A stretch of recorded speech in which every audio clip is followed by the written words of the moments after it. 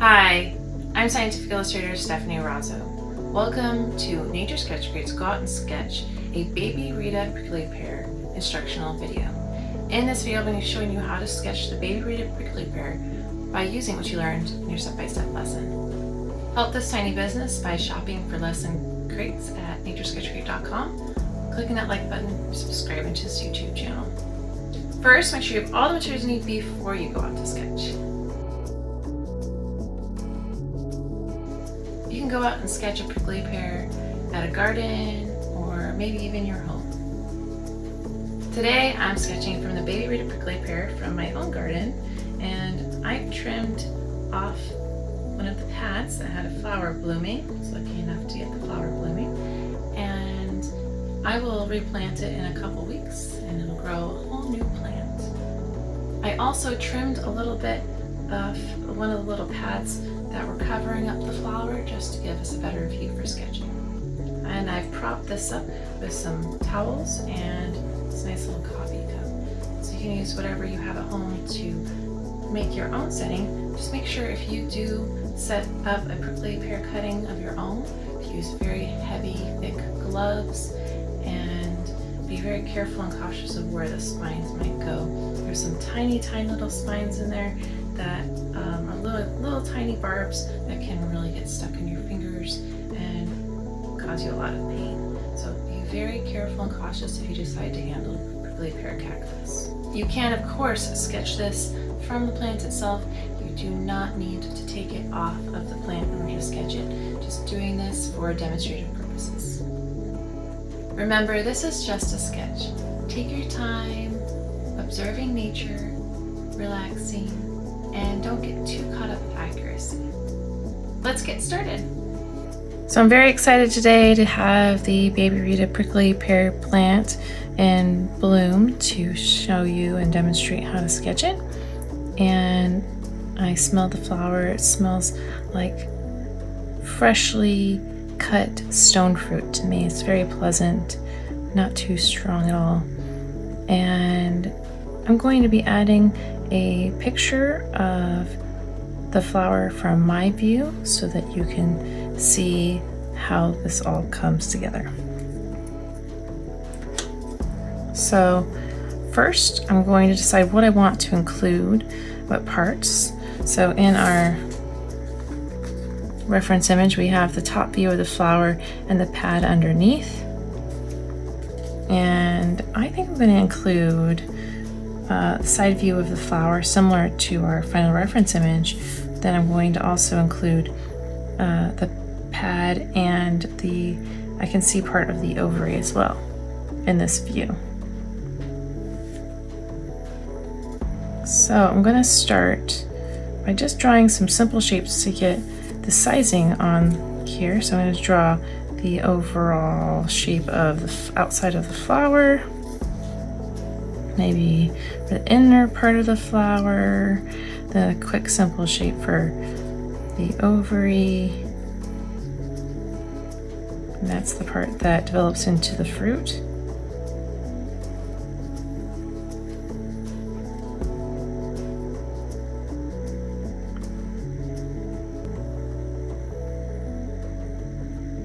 And I'm going to include this, at least the sketch of this pad for reference here for size.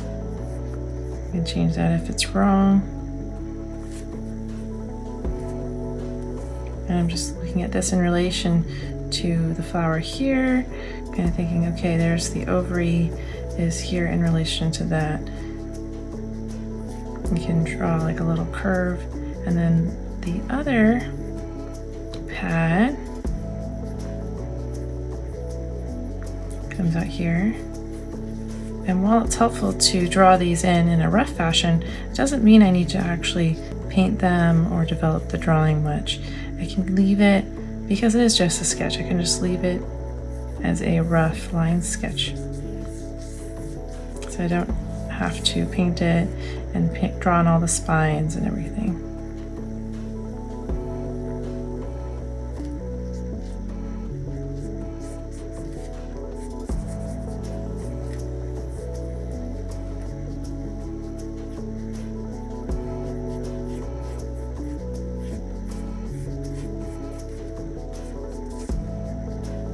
So I'll look at this and make sure that in relation to each other, these are about the right size. So I can always change that in relation to the flower.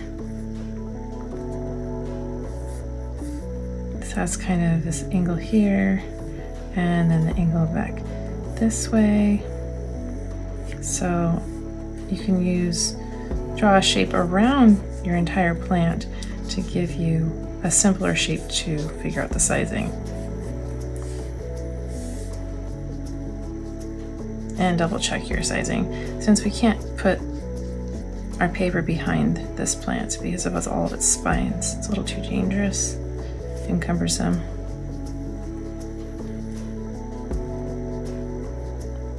I think that works overall for the sizing. And as far as the spines go, they kind of go in a row at an angle. So you draw one in, and the next one will follow, and the next one will follow. And it'll go the other way too, kind of spiral.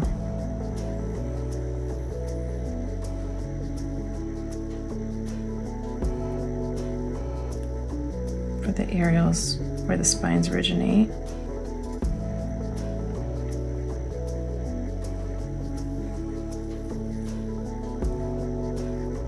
And every time I turn my head, this changes just a little bit because my view changes. So it's not going to be exact, it's going to be approximate.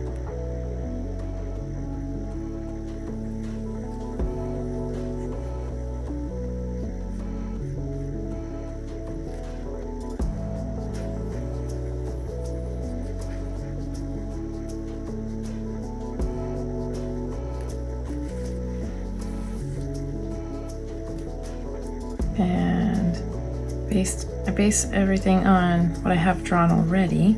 So from this spine, an aerial here, there's a kind of this direction here. There is an aerial on the bottom part of the bud here, and several spines at the base of the bud.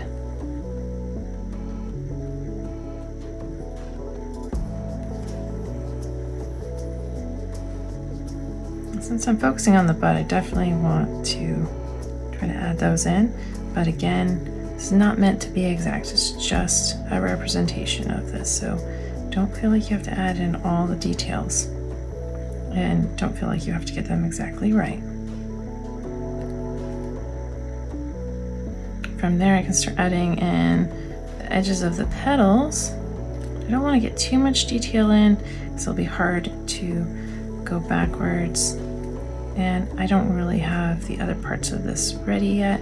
So I know in relation to this pad where the center pistil is. And so right below that is a flower petal, which is helpful. And then at another angle, I see this angle. So you can draw in your imaginary angle lines here wherever you need to.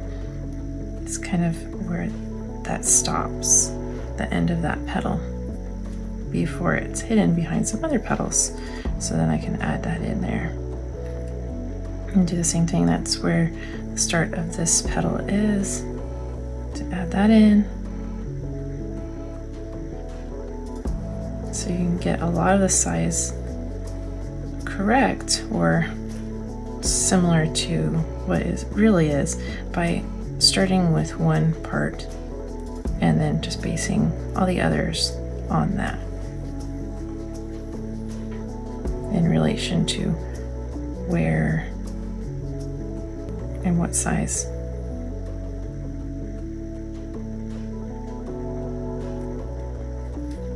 And so you can use whatever kind of landmarks you need to determine that sizing.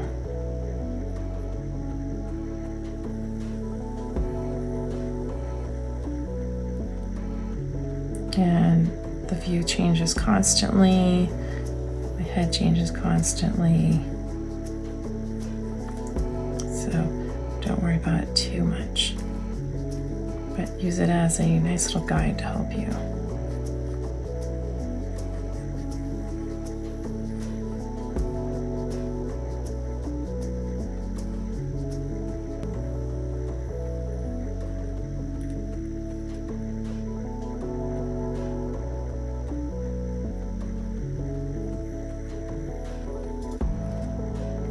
And I start with some lighter marks and then add some darker marks on top, and that gives me a chance to get it wrong the first time and then make it a little bit more accurate the second time.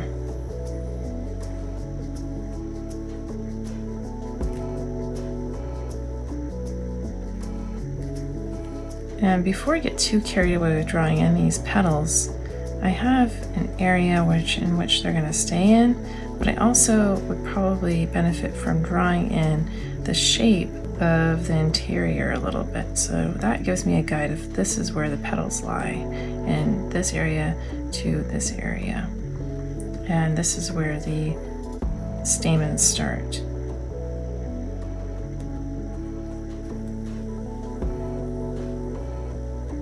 And I can draw in little shapes here to give myself an idea of what those areas are and how big they are.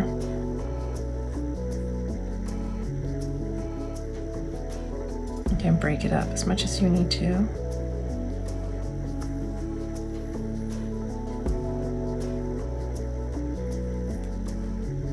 And I think that looks pretty close to what I'm seeing in front of me.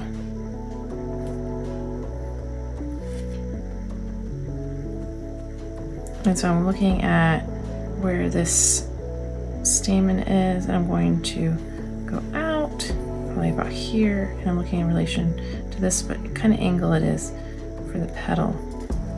It comes up and starts about there for that little cupped area.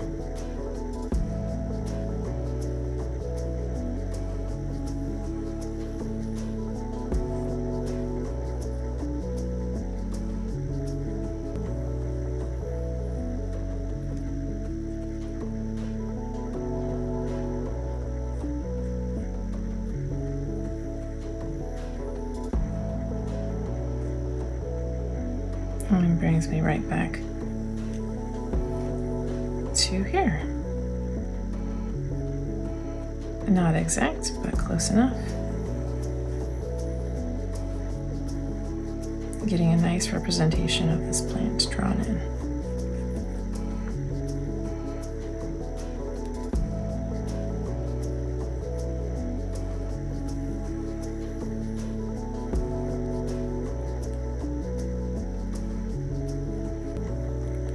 I was really lucky to have this open for me today on a day that I was able to schedule in some sketching and videotaping the sketch. Last year I had this flower and it bloomed on kind of mid-early May. And this year it's blooming in June. Maybe it's weather dependent. Maybe it's just because of the age of the plant. Really not sure. But those are some questions I could write on the outside of my sketch and some of the thoughts about this plant. Some of the things that I don't know about it. I'm curious to know more. Maybe just even writing that I was lucky to get to sketch this plant. I could write that on the outside.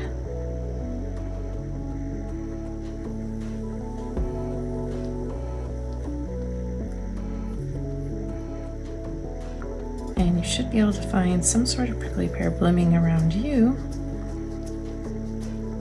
Prickly pear grow in many different climates.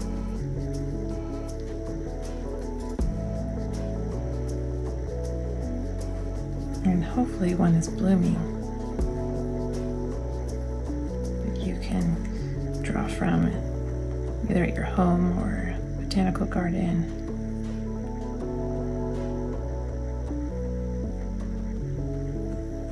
park.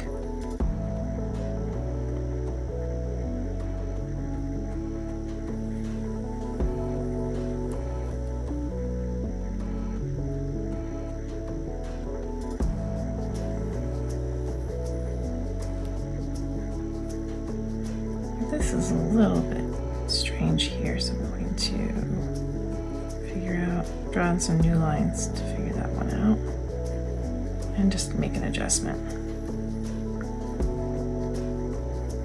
I might have moved my head a little bit, done something to change my perspective. So I'm just going to change that up a little bit. I think that's a pretty good representation of the petals and the way they're sitting for this plant.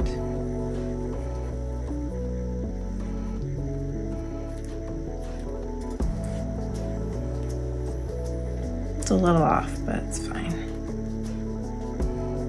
I can add some more lines to change that. And then I can also make changes later. And now I'm going to go ahead and add in some of these stamen. I'm starting with the little anthers. I'm drawing some filaments as well. I'm not going to be really exact. I'm just kind of drawing in the bunches, and then I'll draw in a few of the filaments.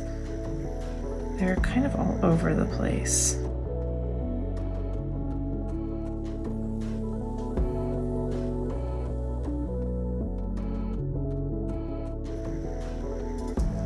And I'll draw in a few of the filaments and their direction. And in my view, I can't really see where they are, so they're originating from the anthers here.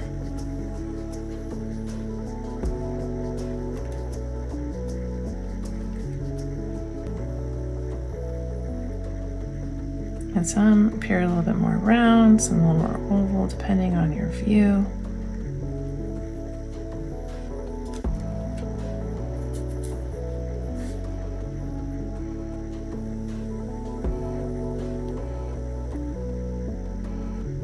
And I'm constantly moving my head, so the view of my plant is changing constantly.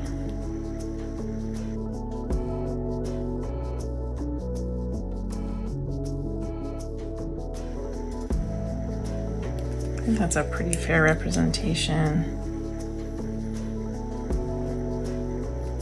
Darken some of these lines to help myself a little bit.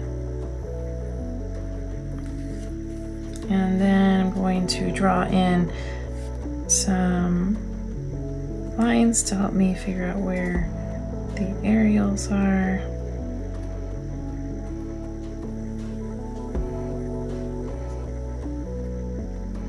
Basically in a spiral, it's a little bit more concave in the center of this pad here.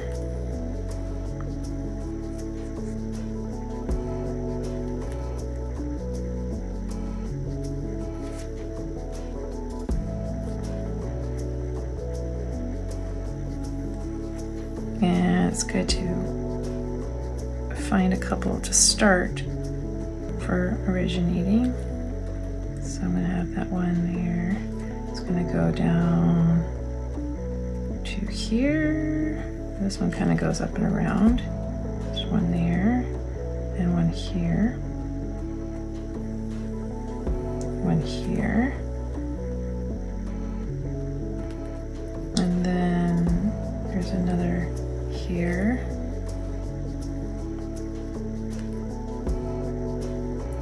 We can draw in, there's going to be these two here, and they're going to start there, approximately, maybe a little higher. So I'm just drawing a couple there. And then kind of at the base here,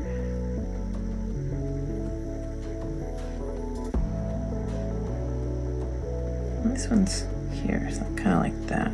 So you can change if you need to. The size of my pad's a little off. That's okay. So I can make an adjustment right now to make that a little bit easier. So to make that line a little bit thicker, and then start refining that a bit.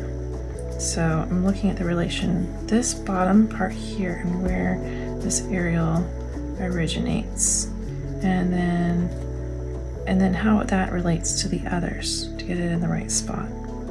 So there's the one here, so one right here, and it's in line with both this one and this one, and then it goes up. So we're going to put it right there, and that'll give me a line here to follow. There's one that goes about here, it's in line with that as well, right about there. And there's another one right there, and then one here. So I'm using each one to help me figure out where the next one is. They're basically in this crisscross spiral pattern.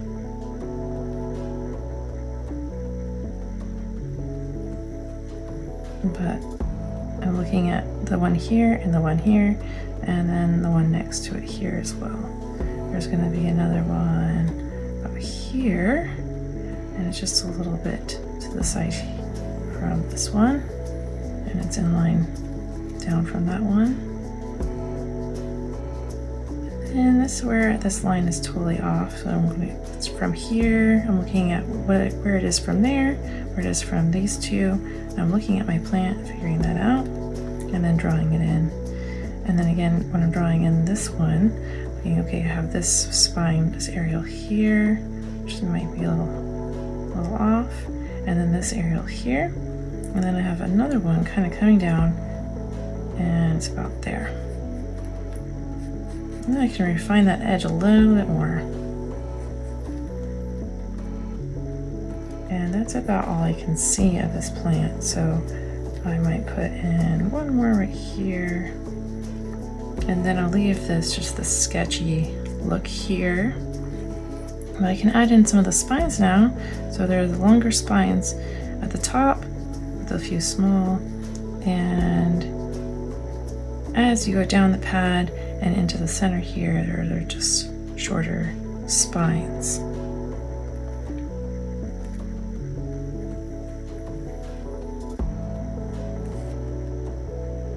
Just a little higher.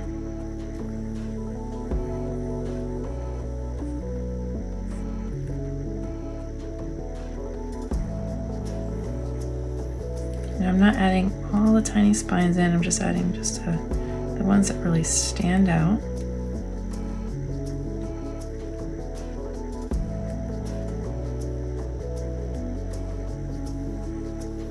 And the location of all of this changes a little bit when I move my head, so it'll be a little different. Maybe that's why these are a little wonky. And that's okay, because this is just a sketch, it's a study of this plant, not an exact representation.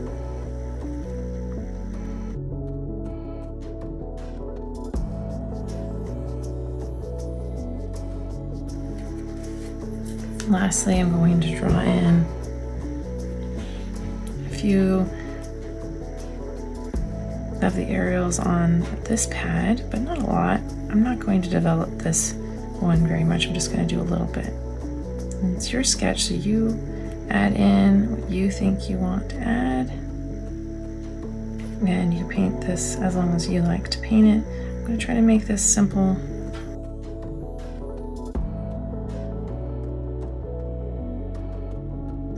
I'm going to develop the spines on this one a little bit more.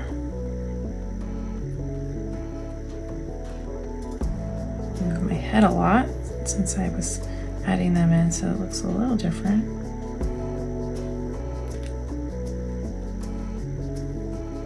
But I don't want to fill in those spines too much.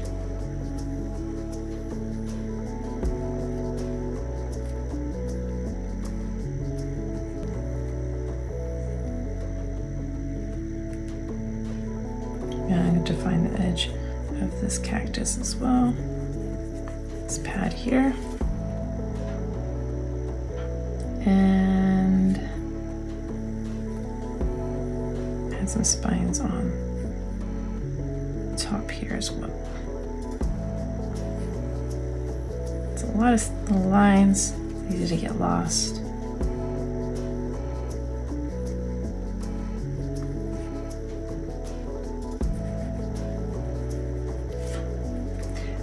I think I like where this is at. I can always add some more details later. I'm going to go ahead and write in the common name and the scientific name. But you can, of course, and I hope you do, add any kind of observations or thoughts or questions or whatever you're feeling, or the weather, or anything else in this white space. This is your journal.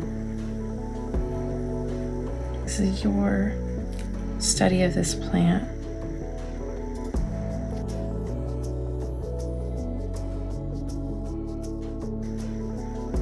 Since I didn't put the scientific name in italics, I went ahead and underlined them instead. So I like the way this is. If I wanted to lighten any of those marks, I can, of course, use my kneaded eraser. Just make sure you knead it to a light gray spot before using it, and you can lighten spots by dabbing over something or erase any marks that you don't want by just rubbing right over them. I like to leave my sketchy marks in here, but you can pull them out by just erasing. Please don't use your regular eraser on the paper. It will rough it up too much and the watercolor won't behave the way it's supposed to. So now I'm going to go ahead and move on to adding some paint. So now I'm going to add some paint, and I have my paints left over from my step-by-step lesson, and I'm going to start with the same colors I did with the step-by-step. So I'm going to get the really light, wet orange color, pick up a little bit of that. I'm going to revive the paint with just a little bit of water, add it to the side. My palette did get a little messy, but nothing that will cause any real problems for me here. I'm going to check that out. Looks like I could make it a little bit darker. Oh, much lighter still.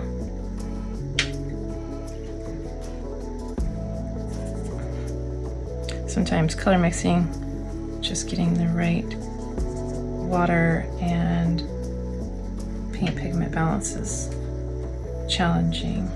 So helpful to have. I feel it must be helpful to have formulas to follow. So I'm going to go ahead and fill in that color on these petals.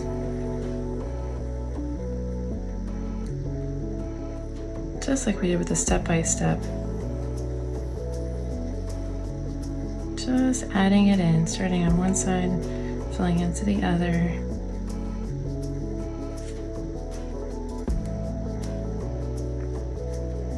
And you might be painting a prickly pear that is a different color.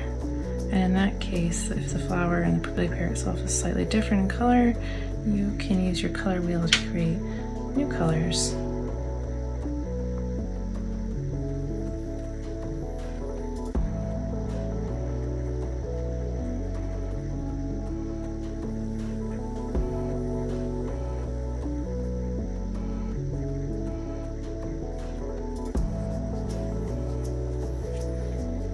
I'm going to clean off my brush. I'm going to go ahead and add in that green color. Let's revive it a little bit. Some water, dab it off on my towel, and test it out. Looks good to me. So I'm going to go ahead and add that in to all the pads, even though this is purple and this is purple. It's going to have that green color underneath and a little dark, so I'm going to dab my brush off onto my towel and then continue to paint with the paint that's there. And that'll spread that pigment out a little bit. Now, the purple will change based on the green underneath, so you'll want to use green underneath still.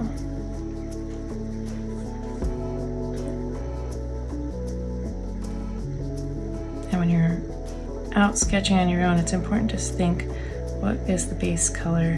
And in this, it might be a little deceptive because the base color is green.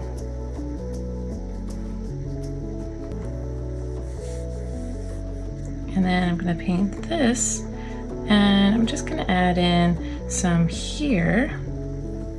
And then I'm going to use a clean damp brush to create a gradient that kind of disappears up the side here, because I'm not going to develop that entire thing. So I'm just going to have it dark and develop from the bottom and then just kind of fade out. And I'm going to start with the color here at the top. Again, not being super exact, just kind of painting it in. I'm going to add some other colors too, so it doesn't need to be perfect. And then also, this is just a sketch, it's going to be imperfectly perfect. Just a quick representation, study of this plant. It's a way of enjoying nature. And I didn't have to do this here because the paint in my brush just naturally ran out. The paint pigment got lighter and lighter.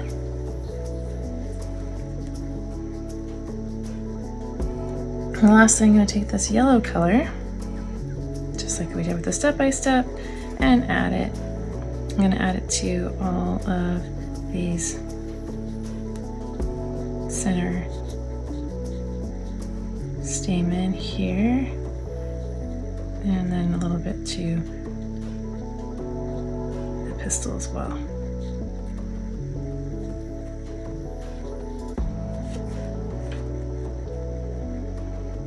And it's fun that the bottom of that is showing here from that bud.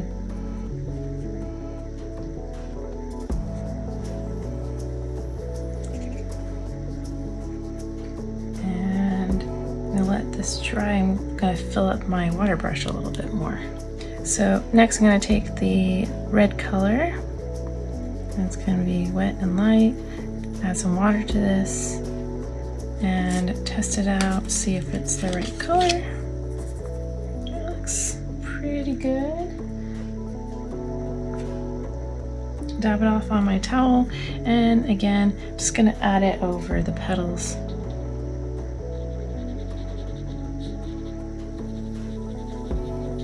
And when the pigment gets light on my brush, just picking up a little bit more. I'm gonna mix a little bit more actually, because I don't want to get this orange color in it.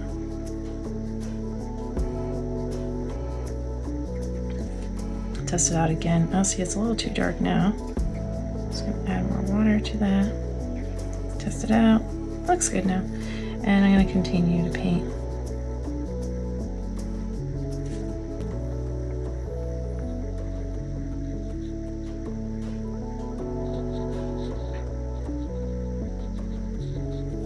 And I'm referring both to my step-by-step to help me speed along a little bit, since I've done these same colors for the step-by-step, but I'm also referring to my plant in front of me.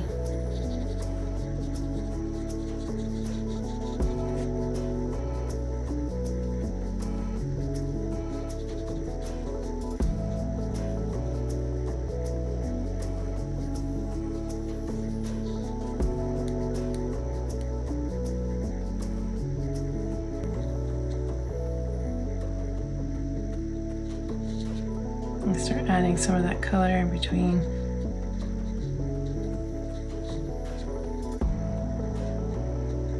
Stamen and here. If you need to find your tip at any point, just roll the tip of your brush on your towel. Clean off my brush. I'm gonna take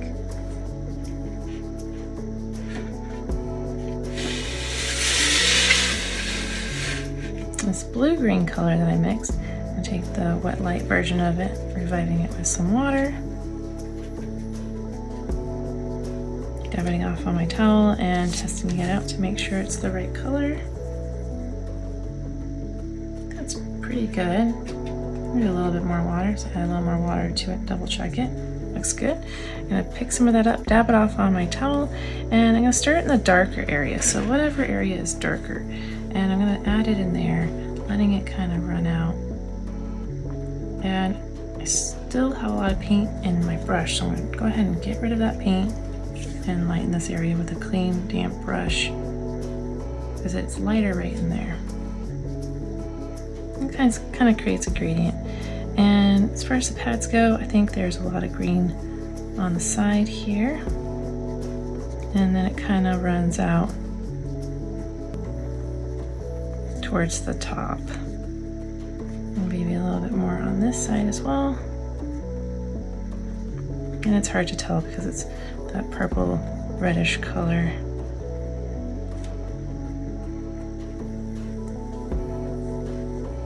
And a little more green here.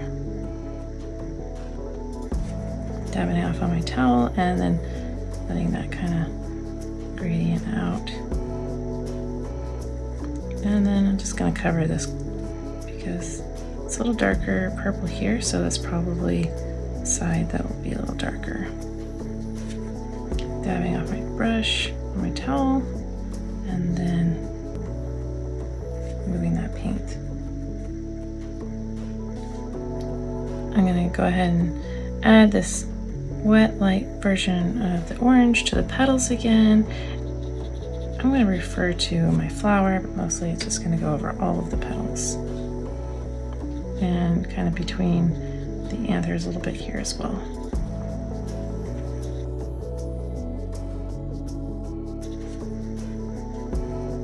Whenever I pick up more paint, just dab it off onto my towel.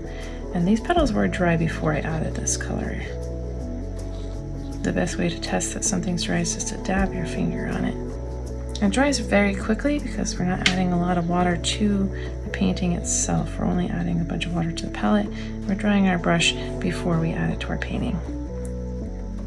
I'm going to take this yellow color, so wet light yellow, and I'm going to add it to the aerials and spines. Not being super exact again, dabbing it off on my towel before applying it and getting more paint as needed. Just a sketch, just this quick representation, so I'm just getting it in there quickly. Next, I'm going to take this purple color and I'm going to start adding it in. And this is already dry and I'm not really worried about the yellow. I'm just going to start adding it in everywhere I see it. And the plant I'm drawing from. Painting my reference plant. And I'm just going to paint it in a single layer, one color to start. Give it a nice base. And if we didn't paint that green underneath, it would just be a very different color. So I can show you right here over the green and on its own. So it's very important to have that base color so you can get the color you're looking for. And this is a little trickier because it's kind of mottled all the way through here. So I'm going to start in the darker areas here.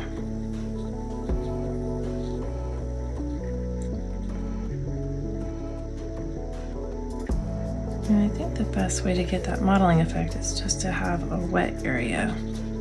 So add some wet area here. And then I'm going to add a little bit of paint, just kind of dab it into the wet area. And then it just kind of spreads out.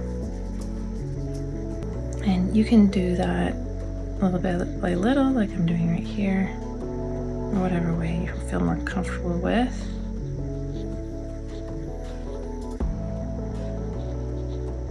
So I'm adding it in to the dark areas, dabbing off my brush, adding a clean damp brush to kind of blend it a little bit.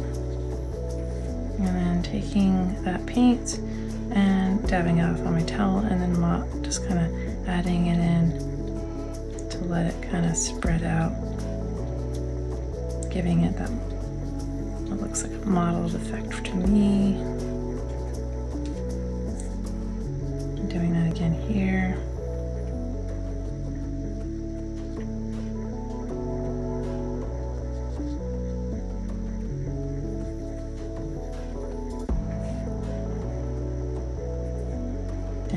off my towel. And we're going to deepen this color again, so it's just the start. And my color is running out, so I'm going to add a little bit more pigment and keep going. This is also has that same deep purple color in it. Dab it off on my towel. Soften those edges. Clean my brush off. And again, I need to add some more water to my brush. So next I'm going to take the red color, and it's going to have a little bit more pigment added to it, so a little drier or darker in our palette, darker on our paper. Looks good. Pick some of that, dab it off onto my towel, and then I'm going to add it to the petals in the areas where I see some of that darker red, and I'm going to add it in kind of like an outline on the tips, on the edges, wherever I notice it pronounced on the flower I'm painting from.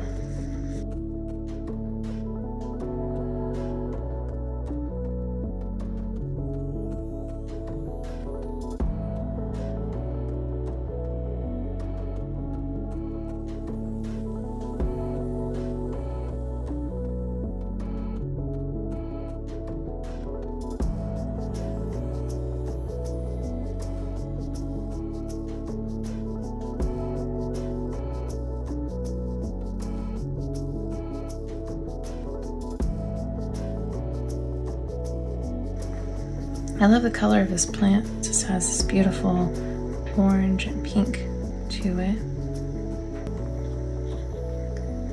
And I think it's a pretty combination.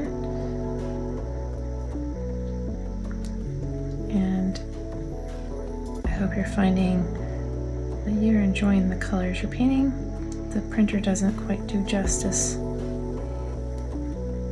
to the colors in real life. It's just so much more vibrant and beautiful.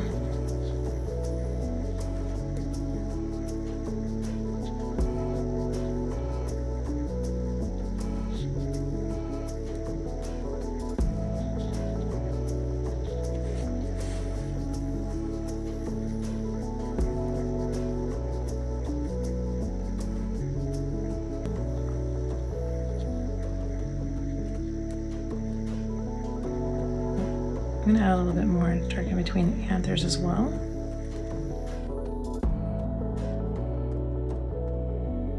And clean off my brush. And I'm going to add the darker purple, so a little bit more of that purple. Pick up that color, dab it on my towel, and test it out. It's good. You don't want to go too dark too fast because you can't really go backwards very easily. It's always easier just to add some. Even though my plant is really dark, I'm just going to make sure not to add too much at a time. You can always add another layer of paint to darken it up. So I have this color, and I'm going to just add it again the same way I did before.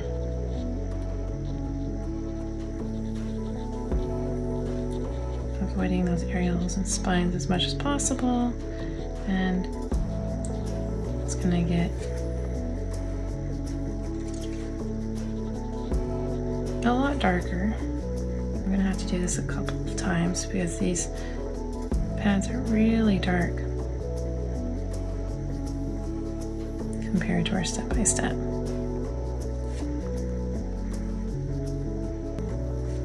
And they vary based on conditions, so you can write that on the outside too as another observation.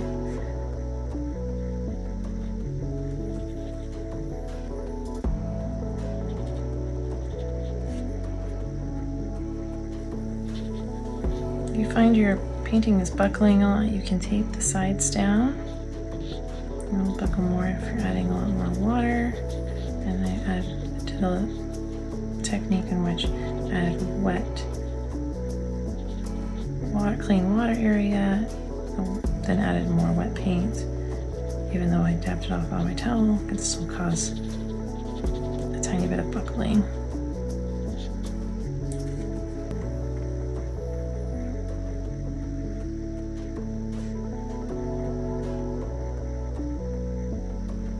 And I'm going to deepen this green color up a little bit more too.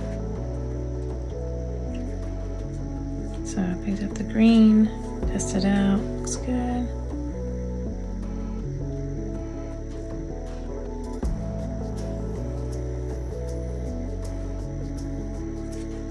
Dab it off on my towel.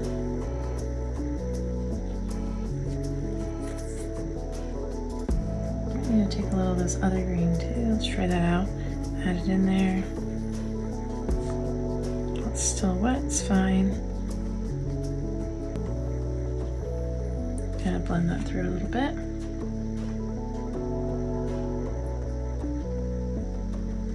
And this should be dry already. It is. I'm gonna add a little bit more of the purple color. A darker color this time. Looks like it's about deep enough, so I'm gonna probably get to stop there. I don't want to work on this too long. It's just a sketch. Tap it off on my towel and move that paint into those lighter areas. It's a little wet, but that's fine. It's going to add that kind of mottled color look to it when it bleeds into the other areas. So I'm fine with that. And this is still a little wet too, but like I said, it's gonna bleed a little bit, which I like. It's an effect I'm looking for. In addition to being more purple, it's a little more red. So I might add a little bit of red to this as well. So it's darker here on the edges. I'm adding that first to those dark areas, and then around the areoles.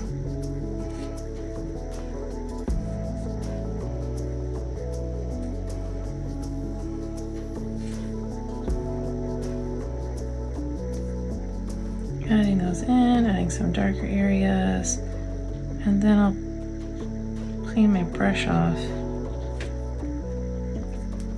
and take that clean, damp brush to kind of move the paint around in between, blending it a little bit, leaving some hard edges too though. Then I'll take some of that really dark paint. It's more of a mottled red. So I'm going to take some of this red paint with the mottled purple and then some red on top. I'm just going to dab some in throughout, letting it kind of bleed into that purple and blend as it will. It's interesting how when I paint everything's different, but also looking at a plant, it can be completely different, even though it's the same exact plant, just a different time, some different weather. Some interesting things I can mention on the outside. I'm gonna add some more red in here. It's not really wet anymore, but it's not as mottled as that bottom pad. And add some kind of like a highlight, which is really nice. A little bit of red in here as well. More red there. Maybe more red.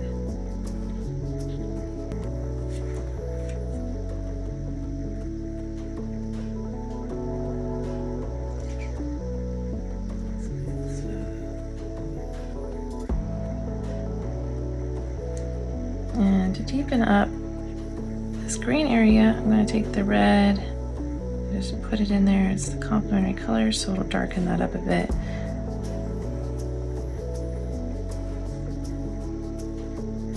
To create a little bit of a shadowed area.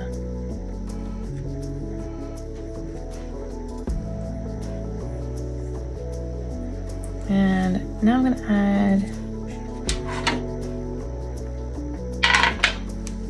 more yellow to the anthers here, because they are a bright yellow. And I'm not being exact at all. I'm just really just dabbing it into that center area, approximately where I see those.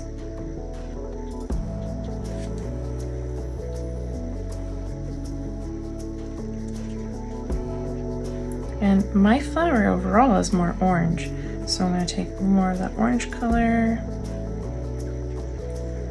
and I'm going to add it to those areas where I see the orange, not covering up everything, just kind of adding it in some of the spaces. So it's going to be lighter in some areas and darker in others. And so I'll add it in, dab off my brush on my towel, and then take that clean damp brush to kind of blend it over the space so it all blends together.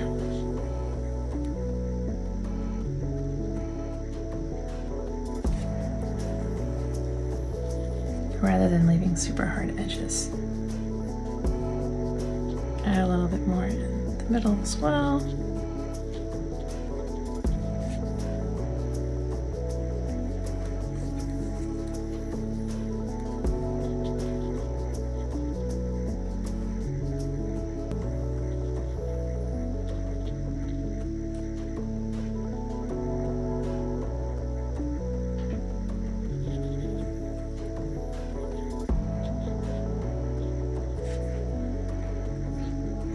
And then I'm going to blend those edges again.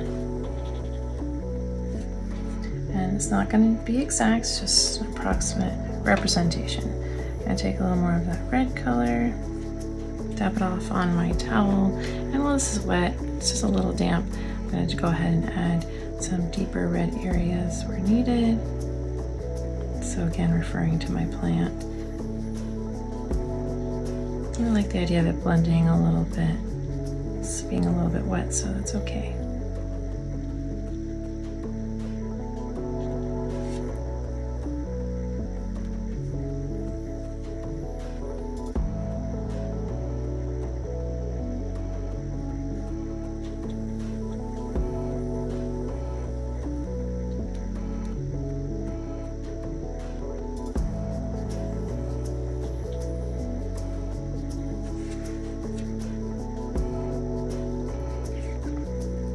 Again, this is much more orange, so I'm going to add even one more layer of these darker orange areas.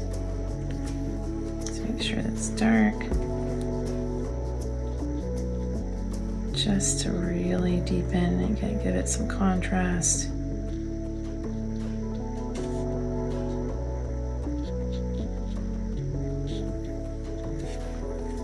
And why it ended up being more orange, I'm not sure.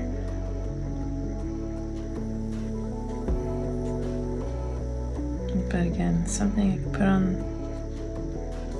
the white area as an observation. And having these contrasting colors and these dark areas and these light areas really helps pop off the page. So make sure to include some variation in your color and variation in your line, so it makes it a little more three-dimensional. It doesn't have to be exact, just adding some in will help. Add a few more really dark red areas, some spots where I see it just looks a little dull, and then I'll be ready to move forward by adding some ink.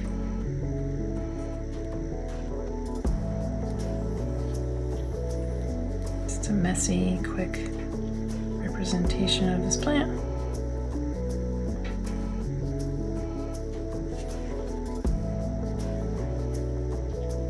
Add a little bit more red between the anthers. And I didn't clean up my brush, but I'm going to add a little more orange between the anthers too. Fine with that blending together. Oh, and I missed this petal. Back here, in my view, looks a little red. Add that in.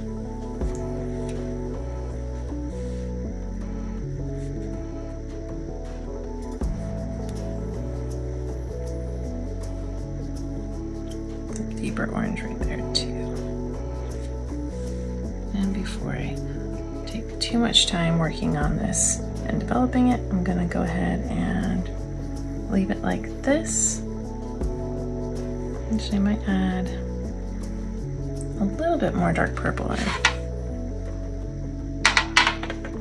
So I'm gonna pick up some of the purple, and just now that it's dry, I just think it needs to be a little bit darker. and add that in there.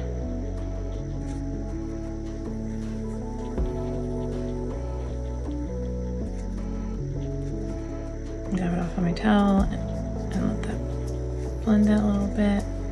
I might end up adding a little more red too, so that I can see that red through the purple.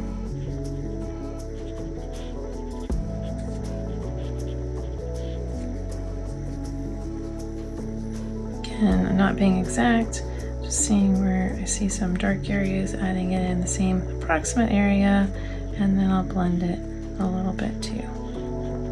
So it doesn't have too many hard lines. So I don't really see a lot of hard lines in my cactus itself. Let those kind of bleed together a bit, creating a softer look to it. A little more here,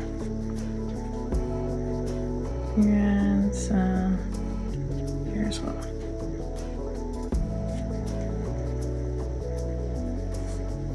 And dabbing my paintbrush off on my towel and then blending that along.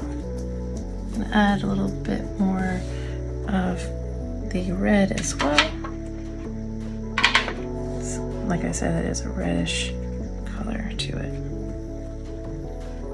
Just dabbing it in there to give it that reddish hue.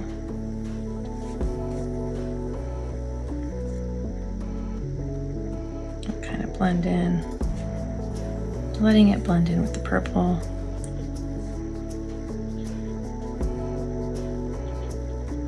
Because that's what I see here. I see this red merging with the purple, kind of dabbled throughout. And then if we get outside of the lines, that's fine.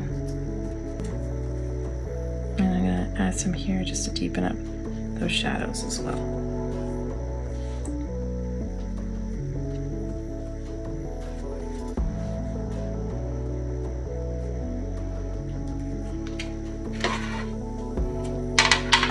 Lastly, I need to add the brown color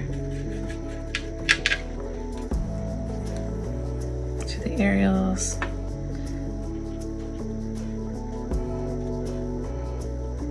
And spines as needed.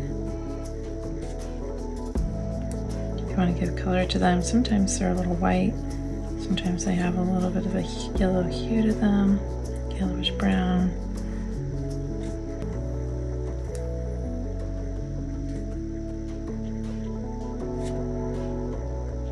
And this is a sketch, so I wasn't really exact about any of this.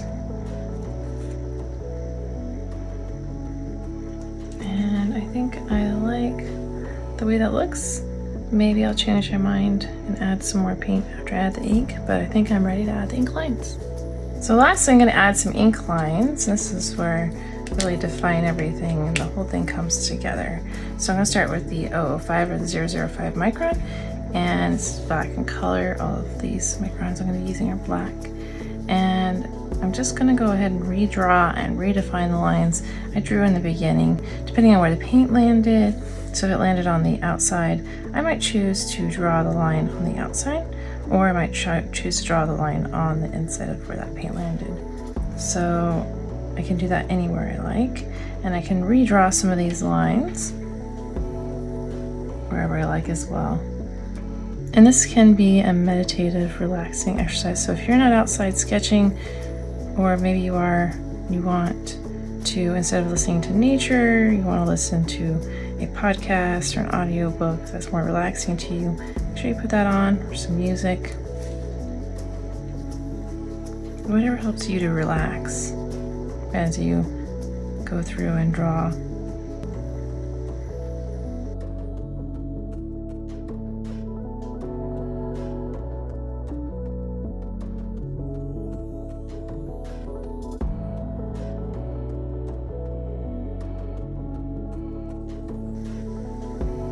Not redrawing all the lines, just the harder lines. So there's this fold line in here. I might add part of it, but leave most of it pencil.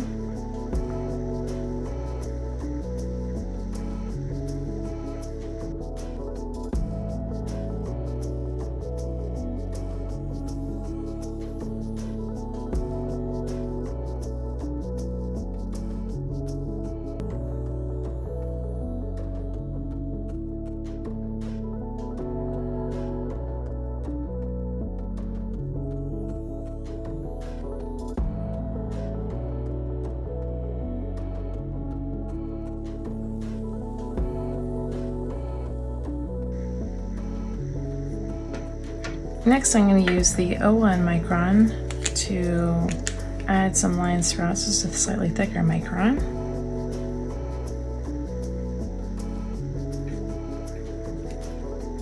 I'm also rewriting the common name and the scientific name. Maybe make it a little neater, maybe just right over it.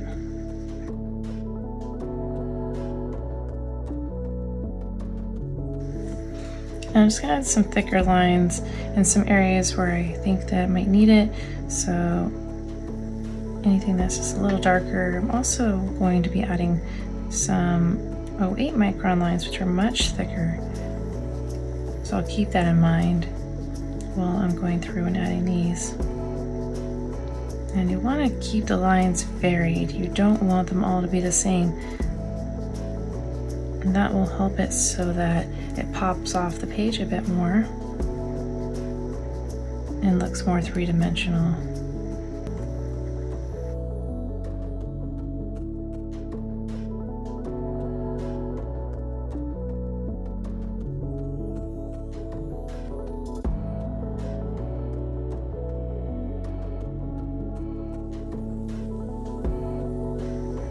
So you can go ahead and add these ink lines and the paint. You can always go back and add more later when it dries. These are waterproof pens. So if you decide to add some other lines later, you can do that. But don't get too carried away. Like I said, this is just a practice sketch. Just a simple study, a little way for you to get to know the plants a little bit better. And if you want to do something more detailed, go ahead and go for it full in and just do a really detailed sketch, a really detailed painting, a really detailed drawing overall. So lastly, I'm just going to add these dark 08 lines in these areas where I feel like there's some really deep contrast showing, in areas I would think there would be just separation or dark shadows, some really hard edges.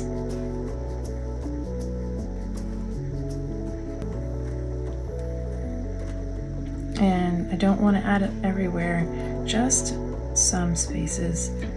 Just try to be sparingly throughout to ensure that you have a three-dimensional image here. Even though we're just adding a few layers of paint and a little bit of ink lines.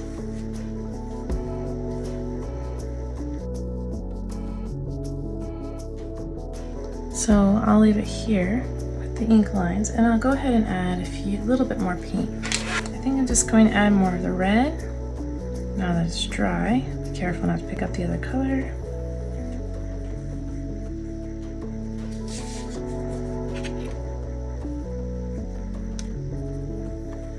And I'm just going to add that to the petals and these really deep pink areas just to help that really pop.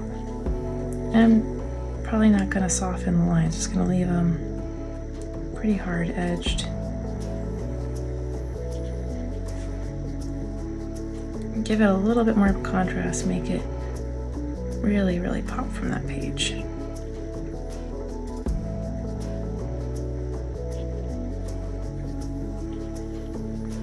When I used the damp brush to blend the colors a little bit, it dulled it as well. Need just a little bit more. And since there is so much orangeness, I'm going to do the same thing with the orange as well. So a few areas. It just needs that orange to really pop.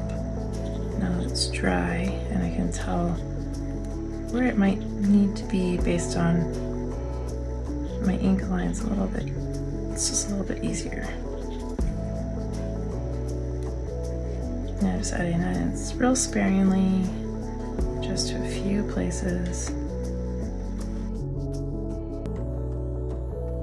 Now I think I am done. Don't forget to add any observations, feelings, questions, or anything else you were thinking in the white space. Make sure to make this image your own. Great job observing your world and keep practicing. Thank you for joining me. Make sure to share your art on our Facebook fan art page and also use the hashtag NatureCreateArt to be featured on our social media. Make sure to check out naturesketchcrate.com to shop for lesson crates, and don't forget to like this video and subscribe to this YouTube channel. If you have any questions or like to see a plant or animal featured in a future lesson, please leave it in the comments below.